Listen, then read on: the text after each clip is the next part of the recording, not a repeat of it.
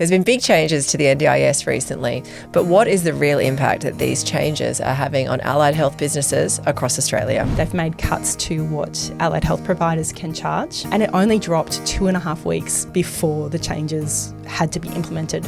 So as business owners, like every single allied health business owner has been frantic. It's pretty astronomical. To hear more of these important conversations, don't forget to hit the follow or subscribe button. And don't forget to follow us over on Instagram for all the behind the scenes fun. We care for the redundancy. Okay, so today we are joined by Judy Scott, occupational therapist and founder of My Therapy Crew, and a strong voice for allied health professionals. Welcome, Judy, to It Takes Heart. Thank you. I'm so glad to be here with you both. And I'm kind of excited to have you here because you're our first OT. Which is strange, actually. Yes, and given apologies to OT, because that's an oversight. I know, right? We are the best profession. Yes. So I Yes. can't believe you've left us till now. And the fact that we've, in the first 5 minutes, Liz, we're connected to so many Yes, OTs yeah, as well. exactly. And we've worked with you and Yes. in Yep. the past as well. So there's Yes. all these connections with OT. Yes.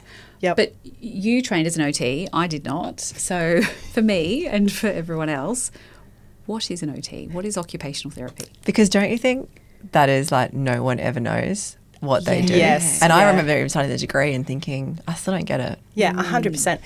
Do you know, the start of our degree, we actually spend the first 6 months learning to define occupational therapy. Really? Yeah. I And must have missed those lessons. I was like, you could have been helpful I would have here. been like, I should have stayed on a bit longer. Yeah, well, I promise you did it. Yeah. And even like our new grads, I've been asking them, and they still do that the first 6 months of the degree because we're still so poorly understood. I think if I was naming the profession, even though this is super wordy, I would call us activities of daily living therapists, because the way we use the word occupation is that it's every activity of daily living that you might do. And we're looking to facilitate independence and quality of life. So we want to make sure that whatever you want to do, whether it's eating a meal, sitting in a chair, going out driving, whatever it is, that you can do that as independently and safely as possible. And we look at, like, sometimes we use, alternative strategies or equipment items to do that. Sometimes we change the environment. So there's heaps and heaps of ways that we facilitate independence. And so I guess that's across lots of settings. I was just going to say, do you think... I guess I probably first learned about OT was having children, and Yes. schools mentioned it once. And I was Yeah. like, how does that work? There must be lots of settings. There's heaps of places OTs can work. It's so broad, which is part of what I think makes the profession great, because you can move, like you might start in paediatrics with kids and not really enjoy that, and so you could go into a work rehab type role, which is completely different. They even have OTs working out with people in the mines. Like it's everywhere. Heaps and heaps of different sectors. So paediatrics, aged care, hospitals. Just it's everywhere. Most people, though, won't need an OT unless they've got something significant going on, except for, say, kids doing handwriting. Yes. Which is the classic where, like, that's like the gateway drug to OT. Yeah. Right? Is that you've got a kid who needs help with handwriting. I love it. Why did you want to become an occupational therapist? Like, you're so passionate about Yes, it. I love it. Did you go straight into OT? I'm really lucky because, I did figure it out when I was in high school that that's the one that I would do. And weirdly, one of my friend's siblings was studying OT. So that's sort of how I heard about it. But before that, really interestingly, so I knew I wanted to work in healthcare, but I didn't know which way I was going to go. I looked at social work, was kind of talked out of that, looked at psychology, talked out of that. Did you have fit influence enough. around you who worked in healthcare that made you want to work in healthcare? Do you know, really unusually, no one, not really in my immediate family. My auntie was a nurse. Yep. And my cousin, who was older than me, was doing social work. But that was kind of it. So I didn't really understand this draw inside of me to go into healthcare. I sort of worked that out later in life as to how I landed there. Yeah. Naturally nurturing. Yeah. I think what was it? What was that happened to you? I am naturally nurturing, but the origin story for me really is that I grew up with a mum who was extremely unwell. So my mum had chronic migraines, and this isn't just where you feel a bit sick. Like, she couldn't work. She was in bed half the week. Our whole family structure was around my mum and, like, mum's migraines. I wouldn't know until I got home from school whether or not she was having a good day or a bad day. And so as I would walk in the driveway, I could tell that the blinds were down, so I knew mum's in bed. Blinds up, mum's up. Right, I only worked this out like through years of therapy. It's so funny because I love my mum. I was so, defensive and protective of her, and I never really wanted to acknowledge that her being sick had an impact on my life. And so it was as I was getting counselling. I'm a big advocate for counselling too. Go get some therapy, get some help. But it was also your standard, right? It was your normal, so you didn't know any different. That's exactly right. To know that it wasn't typical. Definitely. Like when you grow up, whatever environment we grow up in, it's normal for us. Yeah. But that was going through counselling helped me figure out, it's actually because I was caring for my mum. I was a young carer. Yeah. And that's how I ended up being a healthcare professional. Yeah. Is there anything now, years on being an OT, that you think is just misunderstood, or you think, God, I wish people knew that? I wish I'd known that at uni about being an OT. How incredible it is, like the difference that you can make in people's lives. Like I think when you go into uni, you sort of have this a bit of hope, like, I'm going to be a health professional, I'm going to be doing something meaningful. But actually, particularly in the type of field I'm in complex disability, I get to journey with people through years. Like I get to know their families, like, I don't know, their friend's uncle, like just so many people in their lives. And so it's like you actually become a part of their fabric of who they are. Yeah. And it's such a privilege. I didn't really understand just how significant that was, the relationships. How did you get to there then? If you didn't understand that would be the scope, why did you specialise in complex disability? Yeah, that's an interesting one too, because again at uni I didn't know what part of OT I wanted to do. I didn't think I wanted to do disability, but you have to do placements. Yes. So back when I went through, we did 4 7-week placements. Yes. It's a bit different now. Is it different now? Yeah, they only do 2 10-week placements. Oh, wow. Yeah, it's really different. There was so many. Which minimises the exposure, right, of different settings. 100%. And that was also hard too, because there were so many things you could do, but you were limited to just have a little slice of some of those experiences, and everyone wanted paediatrics. Yes, I know. It's so strange. I think though that's because, Sam and I went through the same uni just at different times. I think that's because our head of OT at the time was a paediatrics person. Yeah. That's why. Yeah, because it's changed since then a little bit. Yeah. Yeah, but anyway, we did 4 placements. I did not list disability on my placement options at all. Didn't want to do it. Had more of an interest in, paediatrics and other things. I was like paediatrics, occupational rehab. Yeah. I did oncology, palliative Did you really? care. Yeah, I really enjoyed. I actually really loved working in that. When I did go out and work, it was a combined role of palliative care and paediatrics. That is I loved the 2 ends. I don't know, Yeah, interesting. Whereas I did 2 hospital placements out of my 4, and I hated them. Did you? Yep. Isn't that weird? What did you hate about them? To be honest, I had a bit of a tricky relationship with my first supervisor, and it's amazing how much, they call it clinical educator now, amazing how much your clinical educator impacts your experience. Yeah. That's very true, because my first one was in palliative, and she was so amazing, and I idolised her. Yeah. Well, similarly then my disability placement, which was the placement I didn't want, I adored my clinical educator. So you end up, sorry, we keep jumping. Yeah. So you ended up getting then. Yeah, I got a placement there, and loved my clinical educator, and then fell in love with the type of work where you actually get to know whole families and stakeholder groups. And so, I got a job from uni in DSQ, Disability Services Queensland, and I was there for 15 years until I got made redundant. So, yeah, it was amazing. I loved it. So let's talk about My Therapy Crew. Is that how My Therapy Crew started? Because you started just at home in the garage. In the garage, which I love when I heard that. Yeah. Isn't that how every small business starts? Yeah, right? I was in a front room. Yeah. However, yes, but you weren't seeing patients coming in. No, I did have that thought just then. I was So like, how does that am I work? going to the garage? It was so insane. Look, and when I say that, our garage, we got it converted beautifully. My friend happens to be a builder, and she did a beautiful job, like converting our garage into a home office for me. So it looked nice, but yeah, it was the garage. It's a garage, yeah. Which is pretty crazy.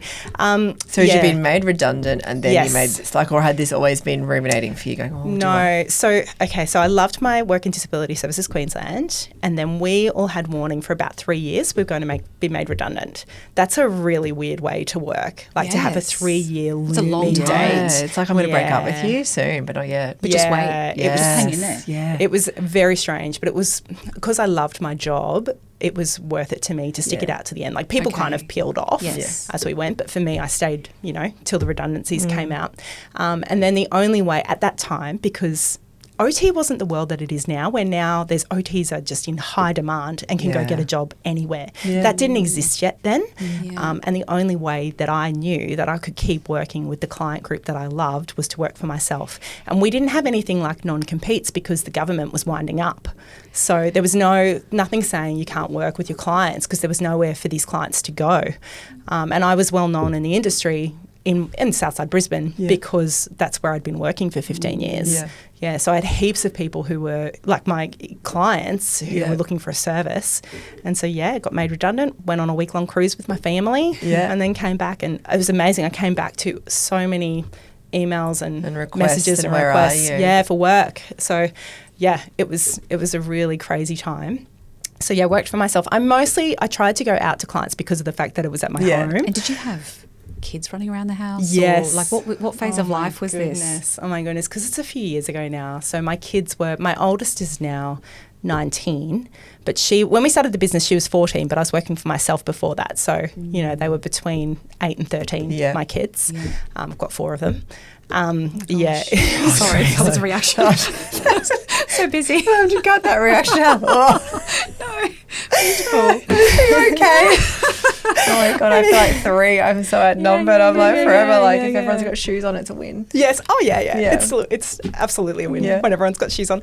But it was crazy. So I would have clients come into the home. I'd use my rumpus room as a therapy space. It was crazy. And then as the business grew, because we actually started in the house, so I had other therapists coming into the house. How soon did you bring your first therapist in? I worked for myself on my own for a year and doing some subcontracting as well. Yeah. But working on my own for a year. And then my husband is an accountant and he specialises in small business accounting. That's convenient. Super convenient. Like mine, he does IT and systems. So similar that you're the opposite. You can do all the things I can't do. Yeah, he is phenomenal. Yeah. And so he kept saying to me, I think we can build a business from this. Yeah. You should really seriously consider employing someone. And I was terrified of the idea. Yeah. I still remember the first phone call with someone who actually was an allied health assistant, so not an OT for the first employee, and phoning to him and talking about things like salary where I just had no clue. I had to do that with Kate. She was our first one. I was like, I don't even have a desk for you. I don't know what to do with you. She's like, come. I was like, I don't know what to do. Yeah, well, it's exactly like that. So I just set up a desk for him in my... You're a clinician. Yeah. So you're just, you're passionate about the clients and the caseload. Yeah. So, and then he started doing the same thing as me. Like he'd come into my home office in my converted garage and had his desk there, and then we'd go out and see clients, which I'd write up the allied health assistant plan for him, and he'd go see them. And then I did a post. It's so funny. My sister used to tease me because we used to be called My OT Crew, and so that's where we started from. And I had a page, My OT Crew, and she would just joke with me. She's like, "What? Your crew of one person?" Back when it was me. Oh, all right. It's a vision. Exactly. That's still a crew. I can choose a crew. Yeah. And I did a post, and then one of my uni friends reached out to me, and she's like, "Hey, I want to know a bit about private practice." And I was like, thinking she wanted me to tell her how to run a private practice, and she's like, "No, I want to work for you." And I could not believe it in my wildest dreams that someone from my cohort would trust me enough to. They left a government job to come and work for me. Practice, and let me employ them. But then that started a whole new journey of figuring out how to do contracts, and oh my goodness. What do you think it was that people saw in you to go, I want to be a part of that? I'm naturally really passionate about the work that we do. I love the clients so much, and I think they deserve quality services. Yep. So it's probably just that. Is it word of mouth, or were you very heavily on socials? Like how were you getting that? How was message everyone out? finding you? It was the whole first 3 years of the business was just word of mouth. Yeah. So my first year working on my own and 3 years of the business, so 4 years altogether, we didn't pay a cent for marketing or anything. Then we got too big to kind of keep carrying. Like by then, I can't even remember. We probably had 30 therapists at that point because we've had our biggest growth in the last 2 years. But then we had to start, spending money on the Google gods, SEO, all of that sort of stuff. What is it? The smell of an oily rag to start with, and then it gets to the point where you're like, right, we actually have to really lean in now and do some more. So today, is it like 80 staff or something now? Yep, we've got just an empire. Over how many Brisbane clinics? Bay. Yeah, how many clinics? And where are you? Are you still in the garage? Are you still at home? Or have you now got an excellent that games house is room? running around? Can you imagine if I had 80 people in my house? Well, should we notify the council? So we have 80 staff or just over, and we've got 5 clinics now, which is pretty amazing. All in Brisbane? No, so we've got 2 to 3 are in Brisbane because we've got 2 Brisbane Southside, and then our Brisbane North is all the way up at North Lakes. So it's kind of that gateway, up to Caboolture as well. Yeah. And then we have the Sunshine Coast, and we actually have a clinic in Darwin. So I've got a few OTs over there. How did that happen? Yeah, I was just about to say. How did you get to Darwin? Yeah, so with starting the business, with having... So we moved from the house to a big clinic, which was wild in itself. Yeah, that would have been a really special moment. So crazy. So we were up to 14 staff when we were in the house, which is crazy. Just FYI, I didn't know that was against Brisbane City Council regulations. I found that out after. Just about to say, I didn't know. It's up in the kitchen, details. Yeah. Do you know what though? That's interesting though, because when you do start a business, you've been a clinician, and then all of a sudden you're running a private practice. That's right. It's a baptism of fire, and it is sometimes fake it till you make it. Yep. No one told me. I had no idea, and then thankfully the neighbours were like, "What is going on?" But then if you're in and out seeing clients, there's 14 there were cars everywhere. Kids, they're just add a few friends, and a couple of nannies. They just used to a lot of people. Yeah, our neighbours did work it out, and it was fine. All of our relationships are good. We spoke to them and everything, but we did actually. It's so ironic. We moved into the clinic, the first clinic, and we got a letter in the mail that week from Brisbane City Council saying, "Are you running a business from home?" You're like, no, I am not. no, I'm in Malcravat. Yeah. So big clinic, and then a couple of years ago, we had outgrown that and didn't know kind of what to do. We're considering, how do we do this? Because as the business owner, when I'm so invested and I love what we do so much, I didn't know if our beautiful culture would translate over a second site. So we tested it out with a small site to start with to see how that went. And then only a few months later, interestingly, I had a phone call from my mentor, and she was just in a position where she needed to stop running her own business, and she had about 10 clinics, and she asked me if we'd consider buying 3 of them. And what we decided to do, sometimes people do that and they keep the original branding. We didn't want to do that. We wanted to fully merge them into My Therapy Crew to make them our brand. Now, those sites, that was only a year ago now, and those sites have grown so much that there's only there's a few original staff members. Most of them have stayed, which has been awesome. But they've all been indoctrinated into the MTC way, and it's talk very to us much about that, Crew. The way culture seems to be really important to you. That's always been something we've talked about, is different sites, and how do you keep that? What is your culture, and what do you do to foster that? So we have really strong vision and values. Anyone who works for us could quote them for you and explain how we live them out. And so our 4 values are always learning, dependable, contributing, and nurturing. What we tried to do, because Matt and I, that's my husband, we love the business so much, as I've said, those 4 values are really us on paper. Our kids could tell you that. They're kind of the blending of our 4 styles, our styles together into those 4 values. And what I've found is that if you live out rituals and routines that are connected to the values across all of the sites, then that's how you translate that into culture. Practice, that culture comes through. So all of the sites, they've got a little bit of their own flavour, but they would all be able to testify to those values.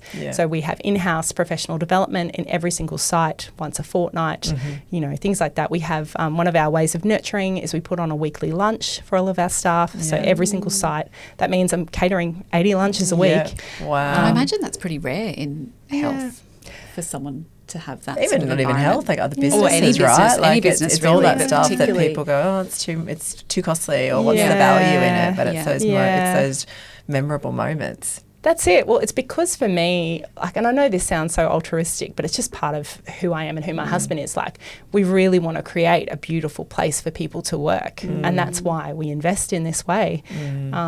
I want their memories of their time with us to be that we made a positive impact on them, that my therapy crew made a positive impact on them. Yeah. That's what we're going for. Yeah. So Very learning, familiar, isn't it? I was thinking that, so Yeah. lunches, what else? What are some other Yeah. great things you do? Yeah, we have very consistent supervision. So in occupational therapy, clinical supervision is really important.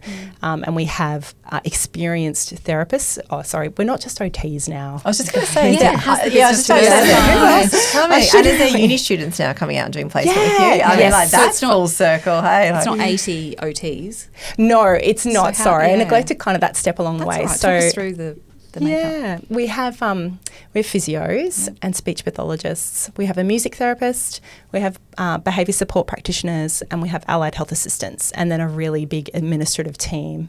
So all of those conversations as well at the start were so big.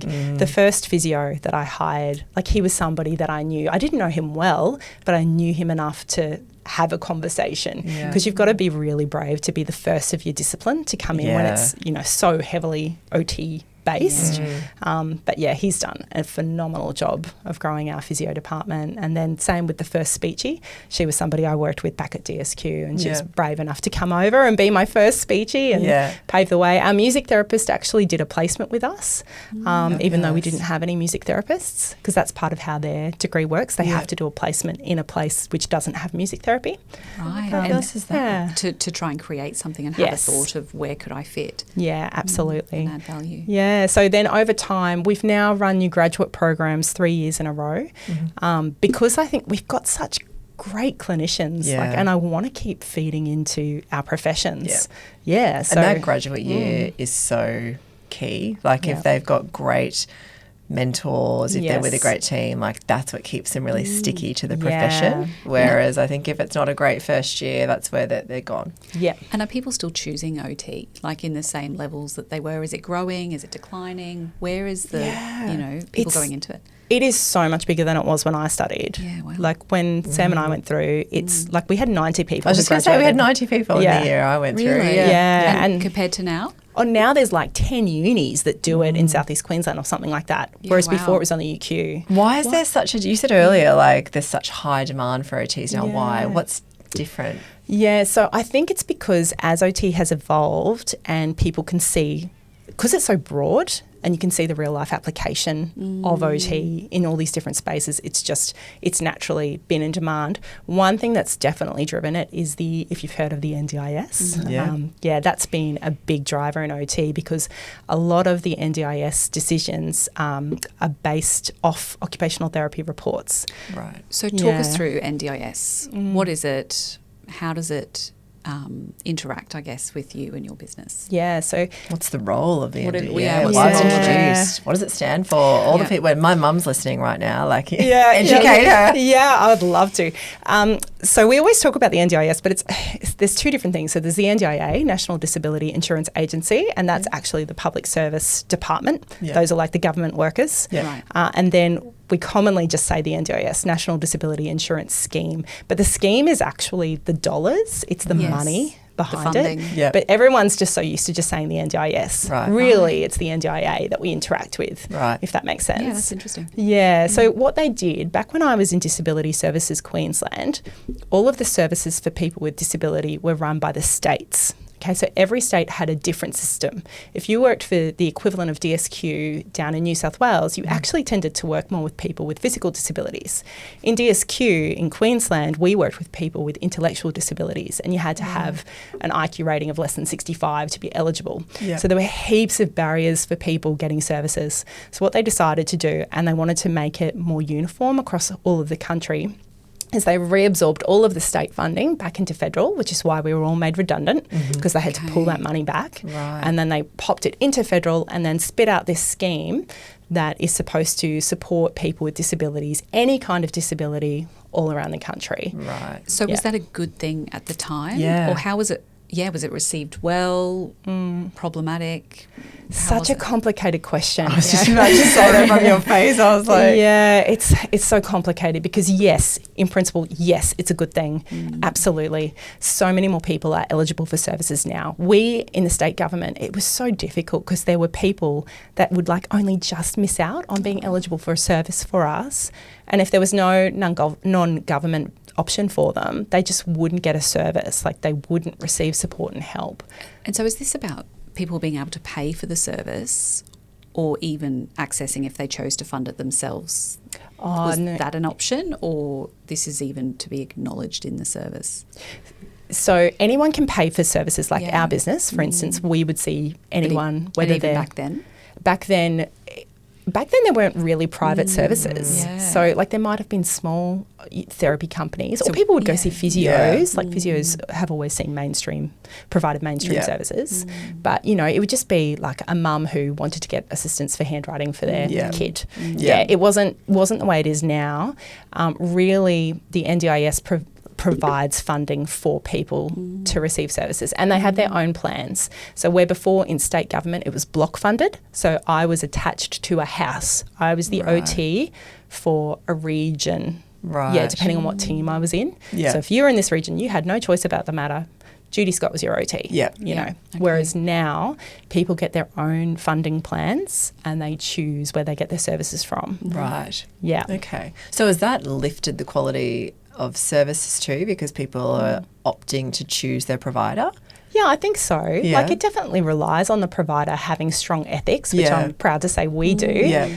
We want to provide a good service. We want quality clinicians, which is why you know, we invest so much in professional development and supervision, because I want to be confident. It's one of my career objectives to provide quality clinical services to people with a disability.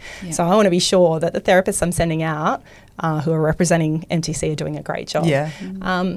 But yeah, it's just totally transformed the system. Like, so even more than just making us provide better services, it's just completely different because now you have all of these private practices all around the place. So there's a lot of private practice then has evolved and popped up in recent years. Like in the 5 years we've been in business, and you know the 7 years since the NDIS came in, astronomical growth. Like so some providers were out there before, but because the services, like back when I started working on my own even, I had so many referrals. Like I was just working all the time because I was the person taking the phone call from somebody, and I love people with disabilities. So I couldn't say no. So I just would work, you know, endless hours because I wanted to fulfill this need. So it's just been astronomical. And then with the way the NDIS works in, they brought in these things called functional capacity assessments, which OTs write.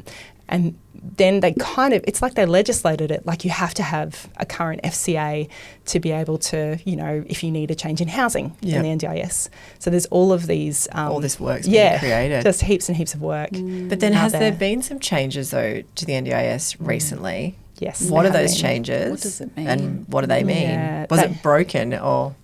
Well, I think what people see, and it's fair, is that the NDIS, it does cost the Australian taxpayer a lot of money, you know, and I appreciate that. So they decided to try and reduce the cost to the taxpayer, but the focus that they've taken is they've actually they've made cuts to what allied health providers can charge. This has a massive impact on the allied health industry. So what they did is they said for travel, when you're travelling to a client, you can now only charge half your normal rate.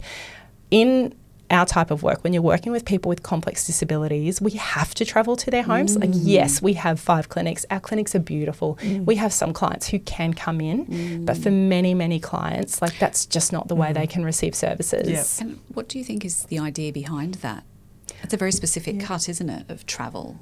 Is it just an idea to help with funding? Honestly, like what I have heard is it's like somebody just threw that around as an idea in a room. It almost feels like the reverse is needed because they can't Absolutely. access. And in the NDIS, all of their online stuff that you can research yourself, they actually acknowledge that therapy in the natural environment is best for people. So it's ironic because they say this in one way, but then they tell us, you can't. If you travel to people's houses, you're only going to be able to charge half the rate, which for a business is completely unsustainable. Yeah. It's had a massive impact on businesses. I think they just wanted to squeeze allied health because by nature, and this is me speaking as, an OT, by nature we're caring people and they're just going to keep going. No matter how hard we make this, they will keep going because we love the clients. Rather than finding other ways that they could have addressed issues in the scheme.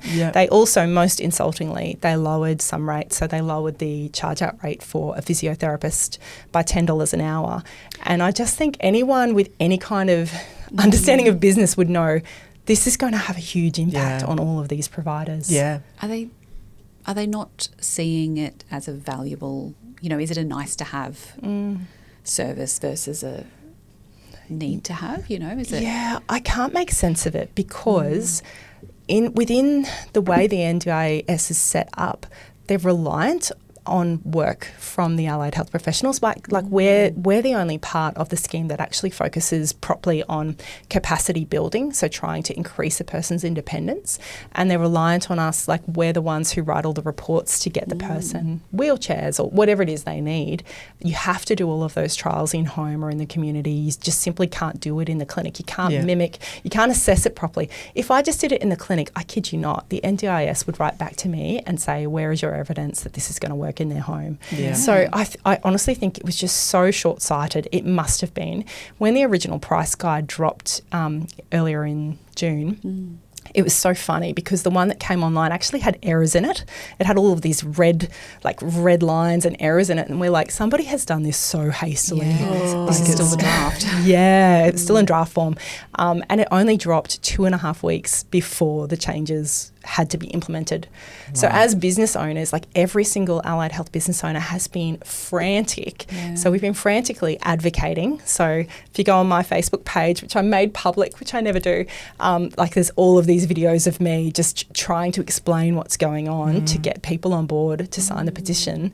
And then we also had to pivot and change our whole business models, and we had to communicate those changes to our clients. So I had to pay, love to do it, but I had to pay my admin staff overtime to communicate changes to clients for something that was going to cost us money. And what's the impact of that been for I was you just and gonna your ask business? your business, because I when did assume this you've had happen? feedback. Just recently. This only This has all happened, just been the end of financial year. Yes, that's right. It was the end of last financial year, so it dropped 2.5 weeks before 1 July, and we had to have it ready on 1 July, and it's it's about a month now.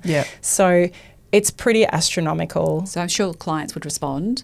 Yes. How's that been? Well, for us, thankfully, with the way that we had set up our business, we hadn't actually pulled every lever that we could. So we just had to quickly make 2 or 3 changes, things we never on-charged to clients before, we now have to on-charge. So we previously didn't on-charge a mileage fee. Because we were happy to absorb that, and we could absorb that before. We can't absorb that now. So that gets on charge to the client. And we also used to absorb all of our preparation time for seeing them. We can't do that anymore. So that all gets on charge to the client. We never previously charged components of return travel. We only charged return travel in really isolated circumstances. So we didn't charge that before, and now we're on charging that like everywhere we possibly can, which it doesn't feel nice. But to stay in business, we have to do this. And that is for your clients, right? Yes. It's not even to stay in business for me, it's to stay in business for the community. For the customer. Exactly. They will have no services. And there are already numerous allied health providers who are closing.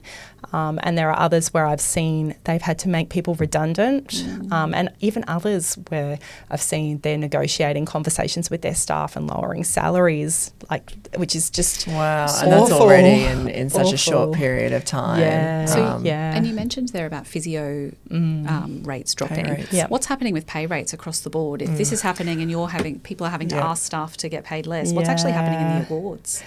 Well, the awards are actually going up, which I don't understand it. I don't. Honestly, I think it's like the government. They just, anyway, they don't talk to each other. I don't know. It boggles my mind that one part of the government is saying you need to pay your staff more, and then the other part of it is reducing our ability to get the income that we need to be able to do that. Is that going to then lead to a move from staff from private practice who work in the NDIS wanting to then go to government roles? Yeah, is that what's going to happen? We'll see a swing there. Yeah, so we, thankfully at MTC, because, you know, my husband's an accountant and all the things, like we are stable. And like I said, we've pivoted and made the changes. We've reassured our staff that like we are fine, but some people just can't cope with it. And I've already had a couple of people leave to go to government jobs, which honestly, I completely get it because it's especially just, if they've got friends in other practices who are being made redundant, or, you know, it's that fear, right? And the cost of living now is just so crazy. People want that stability. That's right. And I really do appreciate it. So we try and do everything we can. We absorb as much as we can personally to make sure that we've got what we need to pay our staff appropriately, and, you know, provide for them in all the other ways. But there's so many shifts in the sector now, like, and bigger companies are buying up smaller providers as well, which is, I know some of these bigger company owners, and I get it because they're seeing a great opportunity. way to, opportunity, like, great, and we can absorb those smaller businesses. And at least then people still have the opportunity to retain a job and also for the clients to receive services. But because people are going to start transitioning more to government jobs, or leaving the sector, I've had people as well like leave altogether. I'm done. Don't want to be a therapist anymore because the stress is too much. We will see that there are fewer therapists available. We found just in the last month, our referral rate, through no changes in our marketing, our referrals have increased by 25%. Wow. And I would love that to be due to our awesome reputation, but it's like not. It is a little bit. It's because other people are closing their doors and not travelling. I was speaking to one of my contacts who does vehicle modifications, and he was telling me he used to have at least 2 OTs come in a day to do with vehicle mods, and he's had 1 in the past month because people aren't travelling anymore. So everyone's trying to convert to telehealth and remote ways of working. We made a decision as a business that we were going to minimise that. We wanted our therapists to still be able to go out face to face because we know that's the better way to practice. So, we definitely made some changes, but we're doing what we can to still service the clients. Is that, you talked about some of the challenges there with award rates. Is there other challenges that allied health is facing right now other than those? I mean, they're 2 big ones, but is there anything else? In our particular world of NDIS, the really big one is the frustration around dealing with the agency itself. So as I mentioned, we do all, like as an OT, we do all the trials and things for wheelchairs and write up reports. And consistently we find that they don't read our reports properly. They've even admitted it themselves, like the previous CEO admitted that reports don't get read that we write. And yet if we don't write them in this copious amount of detail, they undoubtedly will come back to us asking for more information. So I think that's the biggest thing, feeling like we have to become report writers for the sake of compliance rather than actually doing hands-on therapy with clients. We would much rather save that money from the plan for us. Once we've got the wheelchair, let's go test it out in all the environments and make sure that you're really comfortable. Got it well set up. Exactly right. Are you comfortable? All of that. But we have to use so much of the funding. Like, I'm not kidding. My most recent wheelchair report application was over 30 pages. And that's me just using the NDIS template I have to use. Oh, wow. Yeah. Okay. And my home mods one was over 40. Oh, my goodness. Is there, with the advancements of AI, is that going to help the report writing and, possibly in some ways. Yes. We use AI for other things. Like if I was creating a visual schedule for a client, there's cool ways you can use AI for that. With the reports, it's difficult because we need to be able to use our clinical reasoning and justification. And so AI can't really yet replace that, our ability to see the person in their environment doing their occupation and explaining that. I think eventually there is some assistance coming for note writing, which will be awesome. As therapists, we still have a responsibility to make sure those notes accurately represent the client. But we haven't invested in it too heavily yet at MTC, but looking into it at the moment. Yeah, because at the end of the day, that ability to clinically reason, you don't want that to be replaced. That's because then where do we go? Yes. Yep. I don't think it could. So what's the answer? What are the opportunities for the industry? What's the change that could actually set this off in a better direction? I think if the government would meaningfully engage with our peak bodies, so our OTA. Are you part of OT Australia? Yeah. So you're going to be the president one day? You are, aren't you? Maybe. We'll see. Are you on the council? No, I'm not. I'm not. I've thought about it. I feel like you should be. Yeah. Because are you Thanks. practicing clinically? Yeah, I still do, only with a few clients, Yeah. but that's just because of I've got a few clients I really love, and there's a couple of clients in particular I'll never give up. Yeah. They'll have to pull me away. That Yes. must be great for the team, though, to see that too. Like, that probably really adds to the culture. I hope so. I get Yeah. that feedback from the Yeah. seniors and leads that Like, they you think get it's really meaningful that I still practice. The main reason though why I still practice is because I just love it. Yeah. Like I can't turn that part of me off completely. I think in terms of the answer, the government needs to engage meaningfully with our peak bodies, because they made this change with no consultation. And just the fact alone that we had 2.5 weeks to implement it, it just seems so cruel to me. Yeah, Like it's a huge change it's for such a short massive. period with no consultation. Absolutely massive. Especially because as a body, you might have had some really great ideas Exactly. in terms of other ways that they could equally get the cost savings, but Definitely. and efficiency. If they would streamline, like the report templates we have to use for different pieces of, applications to the NDIS, so much of that could be streamlined. If we could be talking to a real therapist. There are therapists who work in the NDIS, but none of them have that in their title. It's very hidden. So, you never know. You could be dealing with a planner who used to do sales, or you might be dealing with a therapist. You would never know. Right. If we actually had a contact in the NDIS who was a therapist, who was, engaging with us meaningfully about our applications and getting some more consistency. I think back to the old applications we did back in medical aid subsidy scheme, which was the Queensland government one. I remember that. It's They're so a funny. lot shorter They too were from so what you just much described. They were so much shorter. Yeah. And it's just so funny now looking back, because I used to get frustrated with dealing with maths, and now it's like, oh my gosh, bring back maths. Isn't that funny though? I would have just assumed that there were therapists sitting in that space. And but actually dedicated therapists as consultation. Like, I just assumed that would be a thing. You would think so. If I was setting up the NDIS, I would set it up like that. But it's not set up like that. It's set up as an insurance scheme, which ironically, most of our clients, over 60% of them have intellectual disabilities or autism. These are not people that are going to get better. Yeah. So it's the whole premise of the scheme is set up based on, somebody perhaps who has a physical disability who might end up independent and not needing support with the right equipment in place or whatever. Sort of rehabilitating. Yes, that is not the bulk of the clients who access the scheme, is not that type. Yeah, so I think they made some fundamental errors when they set it up originally. It's tricky. So today we're going to be donating to a charity of your choice. Yep. Where can we be doing that for? That is so generous of you. Thank you. It's a really kind thing to do. It's the least. It's just, and also too, it's an opportunity to shine a light, right? Some of the charities are charities we've never heard of, so just to give them a moment. Well, I'm curious as to if you've heard of the one I've chosen. So I've chosen the Darwin Children's Christmas Party. No. So, I love this. So this is amazing. This is obviously a charity based in Darwin. Darwin, for me, it's so close to my heart because it's like an accidental baby, like that you didn't know you were going to get, and then you just love it. Yeah. Because That's it wasn't you. for me. I was going to say something else, but anyway. I really love Darwin, and the work that our team do over there is phenomenal. Anyway, last year they volunteered, because each of our clinics, we had them do a different charity as part of our Christmas thing, Christmas giving, and they volunteered at the Darwin Children's Christmas Party. And what it is, it's a gathering for children aged 0 to 12 who have complex disabilities or some kind of complex social background, and they have Santa come and give presents and look after them and treat them to a beautiful Christmas.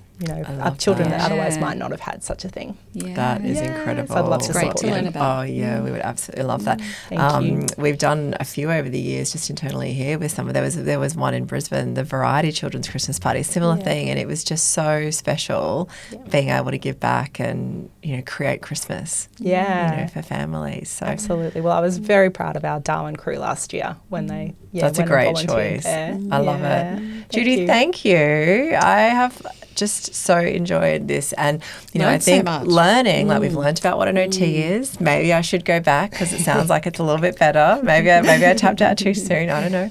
NDIS too. There's just so much unknown. So even just to understand that a little bit better, and understand the challenges, for the allied health workforce. So I really hope that there's some change. I dare say it'll take a little while for you all, but get on OT Australia. You're such an advocate, and how lucky your team are to have you as founder for that business. It's beautiful to hear about how values-led My Therapy Crew is. Amazing. Thank you. Well, it's been such an honour being here. Thanks for having me.